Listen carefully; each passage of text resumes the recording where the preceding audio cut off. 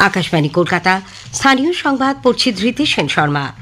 বিশেষ খবর হলো, প্রধানমন্ত্রী নরেন্দ্র মোদী আগামী বৃহস্পতিবার অমৃত ভারত প্রকল্পের আওতায় 103টি স্টেশনের উদ্বোধন করবেন। এর মধ্যে আছে এ রাজ্যের 3টি স্টেশন। আগামী 29 তারিখ প্রধানমন্ত্রীর আলিপুরদুয়ার যাওয়ার কথা। রাজ্যে আগামী বৃহস্পতিবার থেকে 3 দিনের বেসরকারি বাস ধর্মঘটের ডাক। অতিরিক্ত শূন্যপদ তৈরি করে কর্মশিক্ষা ও শারীর শিক্ষায় নিয়োগের মামলায় কলকাতা হাইকোর্টের ডিভিশন বেঞ্চ অন্তর্বর্তী স্থগিতাদেশ বহাল রেখেছে। কলকাতা হাইকোর্টে প্রাথমিকে 32,000 কর্মরত শিক্ষকের চাকরি বাতিল মামলার শুনানিতে প্রাথমিক শিক্ষা পর্ষদ আজ তাদের বক্তব্য পেশ করেছে। জাতীয় মেডিকেল কমিশন 8 দফা অভিযোগের ভিত্তিতে কলকাতার নীলরতন সরকার হাসপাতালকে শোকজ করেছে। অপারেশন সিন্দুরের প্রেক্ষিতে কেন্দ্রের পাঠানো সর্বদলীয় প্রতিনিধি দলে তৃণমূল কংগ্রেসের তরফে অভিষেক বন্দ্যোপাধ্যায়ের নাম প্রস্তাব করা হয়েছে। কলকাতা ইডেন গার্ডেন্সে আইপিএল এর ফাইনাল হচ্ছে না। আসছি বিস্তারিত খবরে। প্রধানমন্ত্রী নরেন্দ্র মোদী আগামী বৃহস্পতিবার 22 মে অমৃত ভারত প্রকল্পের আওতায় নবরূপে সজ্জিত 103টি স্টেশনের উদ্বোধন করবেন। এর মধ্যে রয়েছে রাজ্যে পুরুলিয়ার জয়চণ্ডী পাহাড়, পশ্চিম বর্ধমানের পানাগড় এবং নদিয়ার কল্যাণীর ঘোষপাড়া স্টেশন। এছাড়া আরও বাংলার 100টি স্টেশনের উন্নয়নের কাজ চলেছে এই প্রকল্পের আওতায়। স্টেশনগুলিতে যাত্রী স্বাচ্ছন্দ্যের জন্য রয়েছে লিফট, আধুনিক টিকিট কাউন্টার, উন্নত মানের বিশ্রাম কক্ষ ও ভিন্নভাবে সক্ষম ব্যক্তিদের জন্য আলাদা শৌচালয়। প্রধানমন্ত্রী নরেন্দ্র মোদী 22 মে 103টি অমৃত ভারত স্টেশনকে যে জাতির উদ্দেশ্যে উৎসর্গ করবেন, এ নিয়ে আগামীকাল শুনবেন বিশেষ আলোচনা অমৃত ভারত স্টেশন।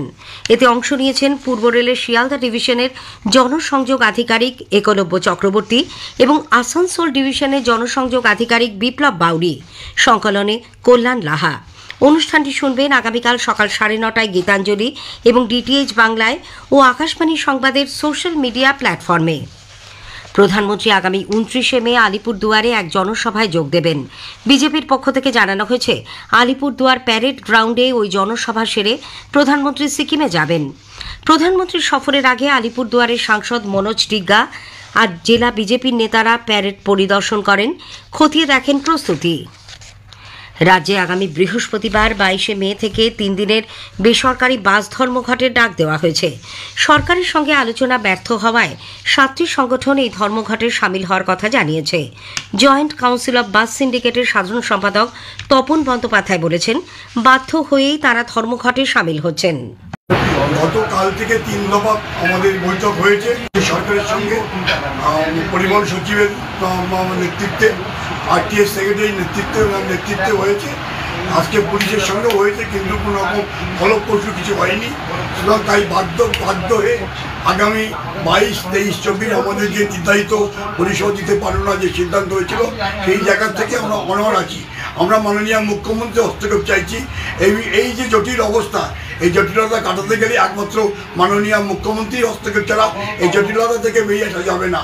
আশা করব মাননীয় মুখ্যমন্ত্রী আমাদের এই সার্বিক বিষয়টা সহানুভূতিশীল সহিত উনি দেখবেন। এদিকে 22, 23 ও 24 মে টানা 3 দিন ধর্মঘট হলে সাধারণ মানুষ দুর্ভোগে পড়বেন বলে আশঙ্কা করা হচ্ছে।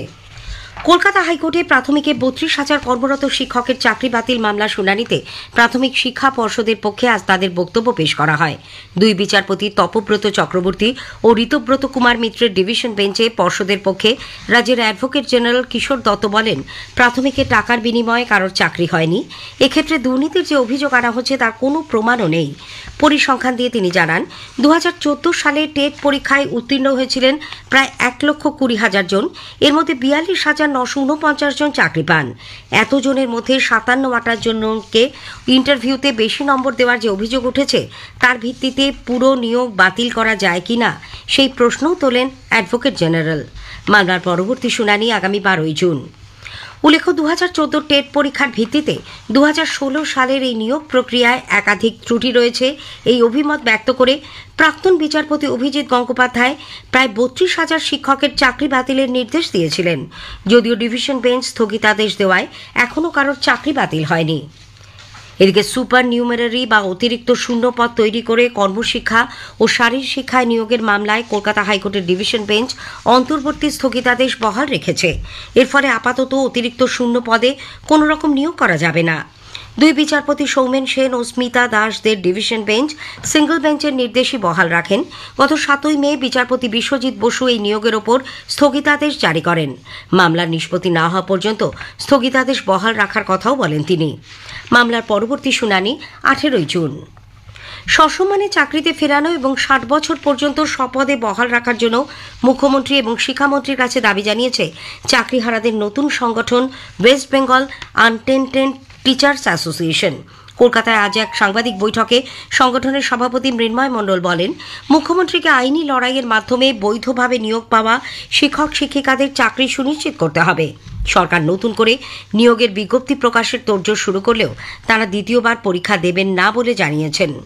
উল্লেখ্য, এই দাবিতে আগেই মুখ্যমন্ত্রী, শিক্ষামন্ত্রী, মুখ্য সচিব এবং এসএসসি চেয়ারম্যানকে চিঠি দিয়েছে নতুন এই সংগঠন। অন্যদিকে বিকাশ ভবনের সামনে যোগ্য শিক্ষক শিক্ষিকা অধিকার মঞ্চের অবস্থান কর্মসূচিতে যোগ্য দৃষ্টিহীন শিক্ষক শিক্ষিকারা নিজেদের অসহায় অবস্থার কথা তুলে ধরেন। পথনাটক ও ছবি এঁকে প্রতিবাদে সামিল হন তারা। এদিকে বিকাশ ভবনের সামনে আন্দোলনরত আরেকটি সংগঠনের সঙ্গে আগামীকাল দেখা করবেন প্রদেশ কংগ্রেস সভাপতি শুভঙ্কর সরকার। প্রধানমন্ত্রী নরেন্দ্র মোদী আগামী রবিবার 25শে মে আকাশবাণীতে মন কি বাত অনুষ্ঠানে দেশ বিদেশের মানুষের সঙ্গে তার চিন্তাভাবনা ভাগ করে নেবেন। এটি হবে মাসিক এই বেতার অনুষ্ঠানের 122তম পর্ব। স্পটলাইট অনুষ্ঠানে আজ শুনবেন অপারেশন সিন্দুরের সাফল্যে শীর্ষক আলোচনার দ্বিতীয় তথা শেষ পর্ব। এতে অংশ নিয়েছেন সেনাবাহিনীর প্রাক্তন কর্নেল সব্যসাচী বাগচি এবং বিমান বাহিনীর প্রাক্তন আধিকারিক শ্যামল ভট্টাচার্য। সাক্ষাৎকার নিয়েছেন সন্দীপন দাশগুপ্ত। অনুষ্ঠানটি শোনা যাবে সঞ্চয়িতা প্রচার তরঙ্গে আজ রাত 8:30টায়।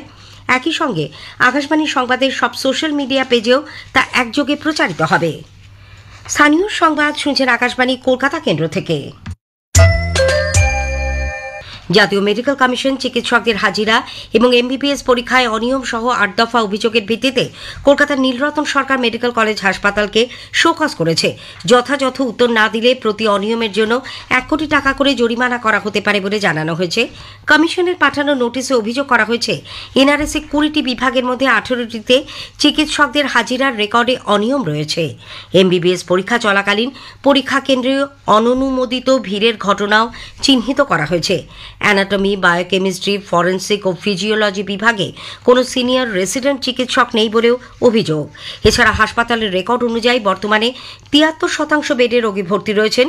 কত রোগীর মৃত্যু হয়েছে, কতজন চিকিৎসা পেয়েছেন এবং কত অস্ত্রোপচার হয়েছে, শোকজ নোটিশে এই সমস্ত তথ্য চেয়ে পাঠানো হয়েছে। সন্ত্রাসবাদ প্রতিরোধে ভারতের অবস্থান এবং অপারেশন সিন্দুর নিয়ে অবহিত করতে কেন্দ্র বিভিন্ন দেশে যে সংসদীয় প্রতিনিধি দল পাঠানোর সিদ্ধান্ত নিয়েছে তাতে তৃণমূল কংগ্রেসের তরফে নেতা নির্বাচিত করা হয়েছে সাংসদ অভিষেক বন্দ্যোপাধ্যায়কে। দলের তরফে আজ এক্স হ্যান্ডেলে কথা জানানো হয়। এর আগে দলনেত্রী মুখ্যমন্ত্রী মমতা ব্যানার্জি অভিষেকের নাম সুপারিশ করেন। কেন্দ্র এই প্রতিনিধি দলের সাংসদ ইউসুফ পাঠানের নাম মনোনীত করার পর মুখ্যমন্ত্রী তাতে আপত্তি জানিয়ে তাদের কোনো সাংসদকে না পাঠানোর কথা বলেন। এরপরে সংসদ বিষয়ক মন্ত্রী কিরণ রিজিজু টেলিফোনে মুখ্যমন্ত্রীর সঙ্গে যোগাযোগ করেন। সেখানেই তিনি সুপারিশ করেন দলের সাধারণ সম্পাদক অভিষেকের নাম। এদিকে তৃণমূল কংগ্রেস কাশ্মীরে এক প্রতিনিধি দল পাঠাচ্ছে। 5 সদস্যের এই প্রতিনিধি দলে আছেন মানুষ ভূঁইয়া, সাগরিকা ঘোষ, মমতা বালা ঠাকুর, ডেরেক ওব্রায়েন ও নাদিমুল হক। আগামীকাল তারা রওনা দেবে। অপারেশন সিন্দুরের সাফল্যে ভারতীয় সেনাকে অভিনন্দন জানিয়ে বিরোধী দলনেতা শুভেন্দু অধিকারী আজ নদিয়ায় দলের পক্ষ থেকে তিরঙ্গা যাত্রায় অংশ নিচ্ছেন। অপারেশন সিন্দুরের মাধ্যমে কেন্দ্রীয় সরকার ও সেনাবাহিনী বুঝিয়ে দিয়েছে যে কোনো রকম নাশকতামূলক কাজের যোগ্য জবাব দিতে ভারত প্রস্তুত, বললেন প্রবীণ চিত্র পরিচালক হরনাথ চক্রবর্তী। আকাশবাণীকে তিনি বলেন, যে কোনো রকম জাতীয় সমস্যার ক্ষেত্রে সব ভারতবাসী একসঙ্গে লড়াই করতে প্রস্তুত। মানবিকতা আমরা দেখিয়েছি, আমরা বহুদিন ধরে দেখানো হচ্ছে পাকিস্তানকে, তারা তাদের গা জোরে এগুলো করে যাচ্ছিল। এটা হয়েছে, আমাদের সম্পূর্ণ সাপোর্ট আছে। ভারতের নাগরিক হিসেবে আমার মনে হয় যেটা হচ্ছে সেটা ঠিকই হচ্ছে। তবে শান্তি সবসময় চাই। আমাদের এখানে নিরীহ মানুষ আছে, পাকিস্তানও প্রচুর নিরীহ মানুষ, শিশুরা আছে, তাদের যেন ক্ষতি না হয় এটাতে একটু নজর রেখে এবার ওদের সাহায্য করা উচিত। উত্তরবঙ্গ সফরের দ্বিতীয় দিনে মুখ্যমন্ত্রী মমতা ব্যানার্জি আজ শিলিগুড়ির ফুলবাড়িতে এক প্রশাসনিক সভায় যোগ দেন। ভিডিওকন ময়দানে আয়োজিত সভা থেকে তিনি কন্যাশ্রী, রূপশ্রী সহ সরকারের বিভিন্ন সামাজিক সুরক্ষা প্রকল্পের সুবিধা তুলে দেন প্রাপকদের হাতে। কলকাতার ইডেন গার্ডেন্সে হচ্ছে না আইপিএল ক্রিকেটের ফাইনাল। গুজরাটের আহমেদাবাদে নরেন্দ্র মোদী স্টেডিয়ামে ফাইনাল ম্যাচ হবে বলে বিসিসিআই জানিয়েছে। উল্লেখ্য, পূর্ব নির্ধারিত সূচি অনুযায়ী ইডেনে ফাইনাল এবং কোয়ালিফায়ার 2 ম্যাচ হওয়ার কথা ছিল। শেষ করার আগে স্থানীয় সংবাদের বিশেষ কিছু অংশ আরও একবার। প্রধানমন্ত্রী নরেন্দ্র মোদী আগামী বৃহস্পতিবার অমৃত ভারত প্রকল্পের আওতায় 103টি স্টেশনের উদ্বোধন করবেন। এর মধ্যে আছে এই রাজ্যের 3টি স্টেশন। আগামী 29 তারিখ প্রধানমন্ত্রীর আলিপুরদুয়ার যাওয়ার কথা। রাজ্যে আগামী বৃহস্পতিবার থেকে 3 দিনের বেসরকারি বাস ধর্মঘটের ডাক। স্থানীয় সংবাদ শেষ হল। পরের খবর 8টা 10 মিনিটে।